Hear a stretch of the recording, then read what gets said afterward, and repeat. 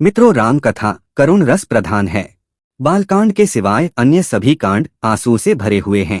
रामायण समाप्त होने पर वाल्मीकि जी सोचने लगे कि रामायण में तो बस करुण रस ही है, अतः उन्होंने बाद में आनंद रामायण की रचना किया। उसमें शोकपूर्ण प्रसंग नहीं है। तो मित्रों, इस वीडियो में रामायण के 7 कांडों के रहस्यों को जानेंगे। कौन से कांड की क्या प्रधानता है, इस संबंध में विचार करेंगे। मित्रों, प्रसंग बहुत ही मार्मिक है, कृपया पूरे वीडियो में बने रहें। तो जय सीताराम मित्रों, स्वागत है कथामृत यूट्यूब चैनल पर। मित्रों, रामचंद्र जी का चरित्र बहुत ही दिव्य है।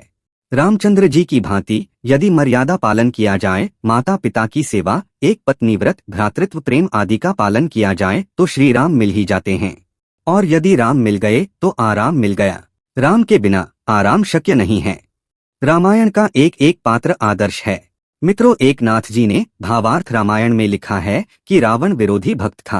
रावण ने सोचा कि यदि मैं अकेला ही राम की भक्ति करता रहूं तो मात्र मेरा ही उद्धार होगा, मेरे ये राक्षस तो कभी प्रभु का नाम लेंगे ही नहीं।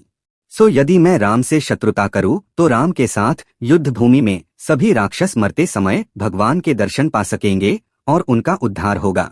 इस प्रकार सारे राक्षस समुदाय के उद्धार हेतु रावण ने श्री राम से शत्रुता मोल ली। रामायण श्री राम का रामस्वरूप है। रामायण का एक एक कांड राम जी का अंग है।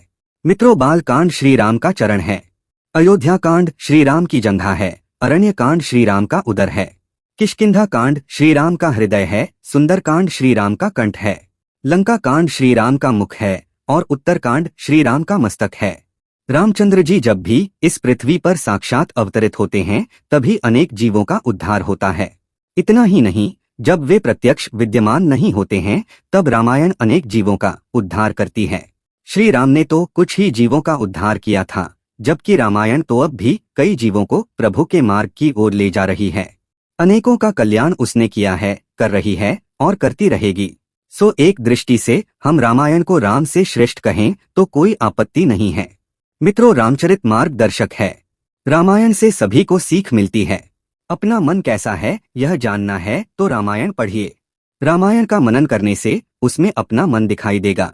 रामायण मनोमालिन्य का दर्पण है। जिसका अधिकतर समय निद्रा और आलस्य में बीत जाता है वह कुंभकर्ण है। पर स्त्री का काम भाव से चिंतन करने वाला व्यक्ति रावण है। मित्रों, एकनाथ जी ने कहा है कि कांड विशेष के नामों का भी रहस्य है। तो सबसे पहले आता है बालकांड। बालकांड यानी बालक का चरित्र। क्योंकि बालक प्रभु को प्रिय हैं, कारण कि बालक निराभिमानी होते हैं, उनमें छल कपट नहीं होता। मित्रों, विद्या, धन और प्रतिष्ठा बढ़ने पर भी हृदय बालक सा निर्दोष और भोला भाला ही होना चाहिए। बालकांड का आध्यात्मिक अर्थ है निर्दोष कांड। जो बालक जैसा निर्दोष बन जाता है, श्री राम उसे ही मिलते हैं। इसलिए बालकों से निर्दोष और निर्विकारी बनने का प्रयत्न करना चाहिए। बालकांड के बाद अयोध्या कांड। मित्रों, जीवन में सरलता आती है संयम से, ब्रह्मचर्य से। यदि जीव मान अपमान को भूल जाए तो जीवन में सरलता खुद आ जाएगी। बालक के समान निर्मोही और निर्विकारी बनने से शरीर अयोध्या बनेगा। जहाँ पर युद्ध वैर ईर्ष्या नहीं है वही अयोध्या है। अयोध्या कांड मनुष्य को निर्विकार बनाता है। जब जीव भक्तिरूपी सरयू नदी के किनारे हमेशा निवास करता है तभी मनुष्य निर्विकार बनता है। भक्ति अर्थात प्रेम। मित्रों, अयोध्या कांड प्रेम प्रदान करता है। राम का भरत प्रेम, राम का सौतेली माता से प्रेम, सब इसी कांड में है। राम की निर्विकारिता यहीं दिखाई देती है। मित्रों, आनंद रामायण में प्रत्येक कांड की भिन्न भिन्न फलश्रुति बताई गई है। जो अयोध्या कांड का पाठ करता है उसका घर अयोध्या बनता है। उसके घर में लड़ाई झगड़े नहीं होते हैं और गृहस्थाश्रमी के लिए यह आवश्यक भी है। कलह का मूल है धन और प्रतिष्ठा और अयोध्या कांड का फल है निर्वैरता। जब कैकेयी ने कहा कि उसने भरत को राज्य दिया है तो राम ने वन जाते हुए कहा था कि माता, यदि मेरा भाई इसी में सुख पा सकता है तो मुझे वनवास स्वीकार है। मेरी तो यही भावना है कि मेरा भाई सुखी हो। मित्रों, जो भाई में भगवान को नहीं देख पाता उसे मंदिर में भी भगवान दिखाई नहीं देते।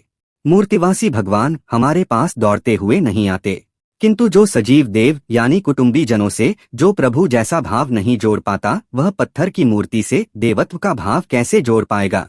सृष्टि सर्जन के बाद सभी पदार्थों में भगवान ने वास किया है। जब तक वे प्रवेश नहीं करते हैं तब तक सृष्टि निरर्थक है। भाई बहन माता पिता आदि सभी में वही ईश्वर है। राम ने अलौकिक आदर्श स्थापित किया कि अपने भाई के सुख के हेतु हंसते हुए वन गमन किया। भरत का भ्रातृ प्रेम भी वैसा ही दिव्य था। उन्होंने राज्य स्वीकार नहीं किया कि मेरे बड़े भाई वन की धूल छानते हैं, कंदमूल खाते हैं, दुखी हो रहे हैं, सो मुझे यह राज्य स्वीकार नहीं है। मेरे ही कारण वे दुखी हैं। मित्रों, अयोध्या कांड के पाठन से लड़ाई झगड़े मिट जाते हैं। अयोध्या कांड के बाद आता है अरण्य कांड। यह कांड निर्वासन का प्रतीक है। निर्वैर होने के बाद भी वासना सताती है। इस अरण्य कांड के मनन से वासना निर्मूल होती है। अरण्यवास करके तप किए बिना जीवन में दिव्यता नहीं आ पाती। रामचंद्र जी ने राजा होते हुए भी माँ सीता के साथ वनवास किया और तपश्चर्या भी की। तप करने के बाद राम राजा बने। यानी जिसने पहले तपश्चर्या की होगी वह भोग विलास के प्रसंग में संयम और सावधानी से काम लेगा। मित्रों, वनवास के बिना जीवन में सुवास नहीं आ सकता। वनवास के बिना जीव सत्वहीन रह जाता है। अधिक नहीं तो कम से कम 1 मास तो किसी वन में पवित्र नदी के किनारे वास करना ही चाहिए, जहां भगवान और भक्त के सिवाय अन्य कोई ना हो, क्योंकि तीसरे के आते ही गड़बड़ शुरू हो जाती है। वनवास मनुष्य के हृदय को कोमल बनाता है। वनवास से विश्वास हो पाता है कि भगवान के सिवाय अपना और कोई भी नहीं है। अरण्य कांड हमें वासना से रहित बनाता है। रामचंद्र जी ने भगवान होते हुए भी यह दिखाया कि तप के बिना वासना नष्ट नहीं हो सकती। उत्तम संयम तप ही है।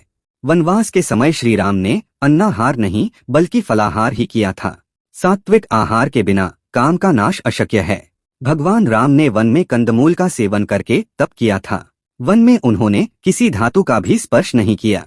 श्रीफल से बने पात्र से ही जल पान किया। सीता के साथ रहते हुए भी श्री राम निर्विकारी ही रहे। मित्रों, वासना का नाश धीरे धीरे किस प्रकार किया जा सकता है, यह अरण्य कांड में निहित है। इसके बाद आता है किष्किंधा कांड। मित्रों, मनुष्य निर्वैर और निर्विकार वासना रहित होता है, तभी किष्किंधा कांड में जीव की ईश्वर से मैत्री हो पाती है। अरण्य कांड में वासना के विनाश के बाद किष्किंधा कांड में सुग्रीव की राम से मैत्री हुई। यानी जीव जब तक काम मैत्री का त्याग नहीं करता है तब तक ईश्वर से मैत्री नहीं हो पाती। इस किष्किंधा कांड में सुग्रीव और राम अर्थात जीव और भगवान की मैत्री का वर्णन है। सुग्रीव ने काम का त्याग किया सो ईश्वर से मिलन हो गया। ईश्वर से जीव का मिलन तभी शक्य है जबकि हनुमान जी यानी ब्रह्मचर्य और संयम मध्यस्थता करते हों। सुग्रीव का अर्थ है कि जिसका कंठ सुंदर है वही सुग्रीव है, और कंठ की शोभा आभूषण नहीं बल्कि ब्रह्मचर्य और नाम जप है। ईश्वर और जीव की मैत्री हनुमान जी अर्थात ब्रह्मचर्य पर ही आधारित है। हनुमान जी ब्रह्मचर्य और संयम के प्रतीक हैं। जिसका कंठ सुंदर है उसी की राम से मैत्री होती है, किंतु सुग्रीव अकेला कुछ नहीं कर पाता। उसे हनुमान जी यानी ब्रह्मचर्य का सहयोग भी आवश्यक था। ब्रह्मचर्य की शक्ति के बिना भजन में आनंद नहीं मिल सकता, क्योंकि एकाग्रता नहीं हो पाती। हनुमान की सहायता के बिना राम जी से मैत्री नहीं हो सकती। सुग्रीव को हनुमान के कारण ही श्री राम जी अपनाते हैं।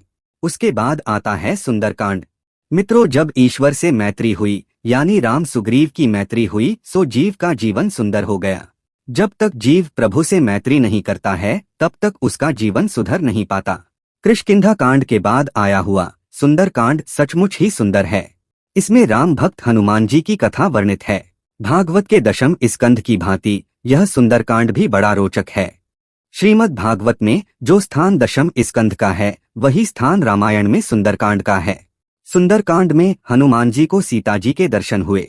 मित्रों, सीता जी पराभक्ति हैं, किंतु उनका दर्शन कब हो सकता है? जिसका जीवन सुंदर बन पाता है उसी को माँ सीता यानी पराभक्ति का दर्शन हो सकता है। संसार समुद्र को पार करने वाले को ही सीता माता का दर्शन हो सकता है। ब्रह्मचर्य और राम नाम के प्रताप से हनुमान जी में दिव्य शक्ति का संचार हुआ। उनके सिवाय और कोई भी इस समुद्र को पार नहीं कर सका। ब्रह्मचर्य और राम नाम से ही उन्हें अपार शक्ति मिली। समुद्र पार करते समय मार्ग में सुरसा बाधा डालने आ जाती है। सुरसा उन्हें सताती है। मित्रों, सुरसा का अर्थ है अच्छा रस, यानी अच्छे रस ही सुरसा है। नए नए रस की वासना रखने वाली जीभ सुरसा है। सुरसा को हनुमान जी संयम से नष्ट करते हैं। मित्रों, जो संसार सागर को पार करने का इच्छुक है उसे जीभ को वश में करना पड़ेगा। स्वाद की वासना को मारना पड़ेगा। जीवन को यदि सुंदर बनाना है तो उसे भक्तिमय बनाना पड़ेगा। सीता जी पराभक्ति हैं। जहाँ पराभक्ति हो वहाँ शोक नहीं रह पाता। तो सीता का जहाँ वास है वहीं अशोक वन है। ब्रह्मदृष्टि की सिद्धि होने पर शोक नहीं रह पाता। फिर आता है लंका कांड। मित्रों, जीवन भक्तिपूर्ण और सुंदर हो जाने पर लंका कांड में राक्षसों का नाश हुआ। राक्षस मरते हैं तो काम भी मरता है, क्रोध भी नष्ट होता है। भक्ति देवी के दर्शन से जीवन सुंदर होता है। लंका कांड का रावण काम है जो नष्ट हो गया। मित्रों, भक्ति से परिपूर्ण होने पर ही जीवन सुंदर बनता है। जो काम को मार सकता है वह काल को भी मार सकता है। जिसे काम मारता है उसे काल भी मारता है। लंका शब्द के अक्षरों को आगे पीछे करके अर्थ लगाएं तो लंका का उल्टा होगा कालम। काल सभी को मारता है किंतु हनुमान जी उसे भी मारते हैं। वे लंका को अर्थात काल को जलाते हैं। मित्रों, हनुमान जी को काल मार नहीं सकता है क्योंकि वे ब्रह्मचर्य का पालन करते हैं और पराभक्ति का दर्शन करते हैं। अंत में उत्तर कांड। तुलसीदास जी ने इस कांड में सब कुछ भर दिया है। इस कांड में मुक्ति मिलेगी। मित्रों, गरुड़ जी और काक भुषुंडी के संवाद को बार बार पढ़ना चाहिए। जब तक राक्षस का विनाश नहीं होता तब तक उत्तरकांड में प्रवेश नहीं मिल पाता। मित्रों, उत्तरकांड में भक्ति की कथा है। भक्त कौन है? भगवान से जो एक क्षण विभक्त नहीं रह पाता वही भक्त है। पूर्वार्ध में जो रावण को मारता है उसी का उत्तरकांड सुंदर बनता है। वही वृद्धावस्था में राज्य करता है। जीवन के पूर्वकांड यौवनावस्था में काम को मारने का प्रयत्न करेंगे तभी उत्तरार्ध यानी उत्तरकांड सुधर पाएगा। सो जीवन को सुधारने का प्रयत्न युवावस्था से ही करना चाहिए। इस प्रकार ये 7 कांड मानव जीवन की उन्नति के 7 सोपान हैं। मित्रों, रामकथा सागर जैसी है। हनुमान जी कहते हैं कि सबसे बड़ी विपत्ति वही है कि जब राम का स्मरण ना किया जाता हो। कह हनुमंत विपत्ति प्रभु सोई, जब तब सुमिरन भजन न होई। तो मित्रों, यह वीडियो यहीं तक। यदि आपने इस कथामृत को सब्सक्राइब नहीं किया है तो जरूर सब्सक्राइब करें और यदि संभव हो तो शेयर भी करें। सबको राम राम।